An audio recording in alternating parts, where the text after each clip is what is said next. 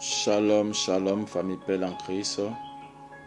Soyez bénis au nom de Jésus-Christ. Je viens en ce jour partager avec vous 1 Corinthiens chapitre 7, le verset 20 au verset 21. Je lis la parole de Dieu avec respect et considération. Que chacun demeure dans l'état où il était lorsqu'il a été appelé. As-tu été appelé étant esclave? Ne t'en inquiète pas.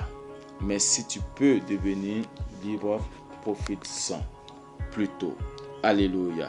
Voici la parole que j'ai pour toi ce matin.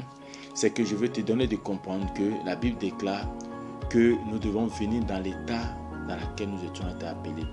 Quand tu as entendu la parole de Dieu, dans quel état tu étais? Viens comme tu étais. La Bible nous enseigne la vérité. Jésus-Christ est venu pour ceux qui sont malades. Et quand quelqu'un est malade, il cherche à aller vers le médecin. Ce n'est pas le médecin qui vient vers lui. C'est toi qui veux aller vers le médecin pour connaître quels sont les symptômes de ta maladie. Jésus-Christ est le médecin par excellence. Donc viens vers Jésus-Christ afin qu'il te fasse connaître ce que tu souffres.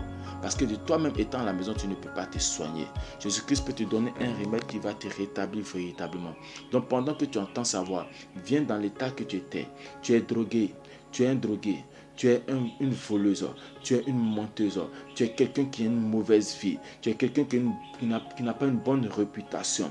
Viens comme tu es. Il y a quelqu'un qui peut changer ton histoire. Il y a quelqu'un qui peut te donner une bonne odeur. Il y a quelqu'un qui peut te donner un témoignage. Il y a quelqu'un qui peut te nettoyer. La Bible déclare que si tu viens, si tu peux devenir libre, profites-en. C'est-à-dire en venant en Jésus-Christ, quand tu entends sa parole et que tu mets ta confiance en cette parole, elle peut te rendre libre. Parce que la Bible nous enseigne en Jean chapitre 15, le verset 3,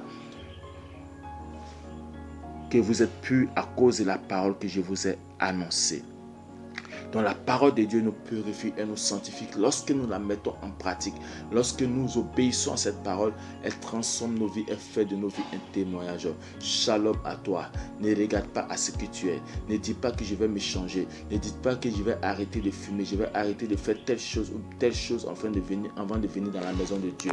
Viens tel que tu es, car mon Seigneur, celui qui m'a délivré des liens de la mort, celui qui m'a délivré du vol, celui qui m'a délivré du braquage, celui qui m'a délivré de la prostitution, peut aussi faire pour toi. Shalom à toi, que Dieu te bénisse au nom de Jésus-Christ.